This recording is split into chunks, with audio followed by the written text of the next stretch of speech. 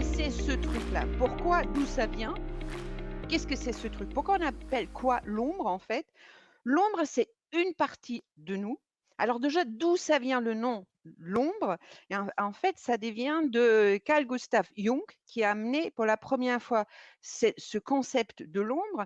Et en fait, c'est intéressant parce que l'ombre, c'est pas juste un mot comme ça choisi, mais c'est une métaphore aussi en même temps de se dire, OK, l'ombre, c'est comme si vous marchez quelque part, il y a une lumière qui arrive, eh bien, vous aurez toujours l'ombre de vous quelque part. Et l'ombre peut être une taille plus longue, ça peut être petit en fonction de la lumière là sur quelle elle jaillit sur vous.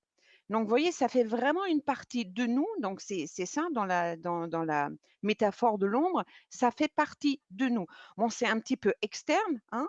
Et l'idée, c'est justement de réunir ces deux-là. Mmh. Ouais, c'est externe et c'est en même temps interne et j'aime bien Ouais. le fait que tu fasses le lien sur, la réalité observée qu'on a de l'ombre, Mmh. lorsqu'on la vit, comme en fonction de l'intensité de la lumière, de la saison, de l'orientation, l'ombre est plus ou moins grande et c'est intéressant comme, très souvent, arrivée de Fred, salut Fred!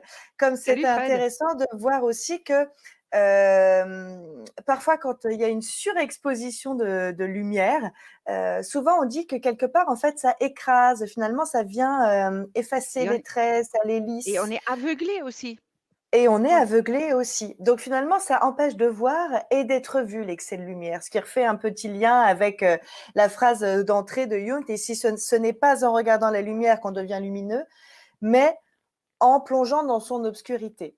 L'objectif ici, c'est d'apprendre à identifier votre ombre pour que vous puissiez ensuite, en faire quelque chose. Ça me fait penser un petit peu aussi, à un autre niveau, mais c'est cette même philosophie qui revient au livre, notamment qu'a écrit, Valérie Roumanoff, «Nos monstres nous veulent du bien» et c'est toujours se dire: «Tiens, ce qu'on pourrait être identifié comme une menace, comme quelque chose qui est inquiétant, soit symboliquement, soit réellement, soit dans les émotions, soit dans vos rêveries, comme en fait, elles sont un élément important de votre construction, et de votre authenticité». Mmh. C'est tellement important qu'on a, à travers des différentes lectures comme ça, on a regardé un petit peu comment on appelle l'ombre. Bon, l'ombre, vraiment, la définition, comme on vient juste dire, ça vient de Jung. Mais après, on a trouvé d'autres mots aussi, la part obscure, qui revient à Mmh. cette histoire de lumière, qu'est-ce qui est dans la lumière, ce qui est dans l'ombre.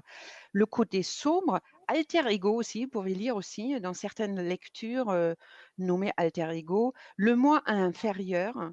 l'autre partie. Donc, sous-entendu, j'ai deux parties, lumière et l'ombre.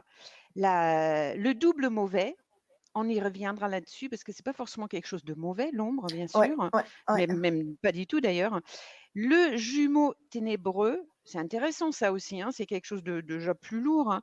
Le moi occulté, oui, ça y revient vraiment à ça. Le moi refoulé, et oui, c'est une partie refoulée de nous-mêmes.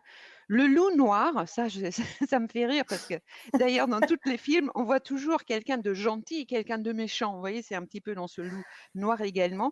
Et aussi, quelque part, on peut lire aussi la crise de la quarantaine. Donc je ne sais pas qui se sont concernés. Bah, qu'est-ce que c'est que cette histoire? Depuis quand on appelle ça une ombre? Je vois pas du tout de quoi tu parles. Pas du tout. Mais pas Heu du tout. Pas du tout, n'importe quoi. Je vais me draper dans ma lumière puisque c'est ça. Et oui et toutes ces significations, elles sont importantes. Ça veut bien dire que ce principe, en tout cas d'équilibre qu'il y a entre l'ombre et la lumière, elle existe dans différentes cultures, sous différentes formes et comme on retrouve, ces principes, de par le monde, comme, le yin et le yang, aussi, comme aussi dans des Mmh. notions qu'on va avoir dans le yoga. Toutes ces parties, elles existent parce que, l'opposé est représenté.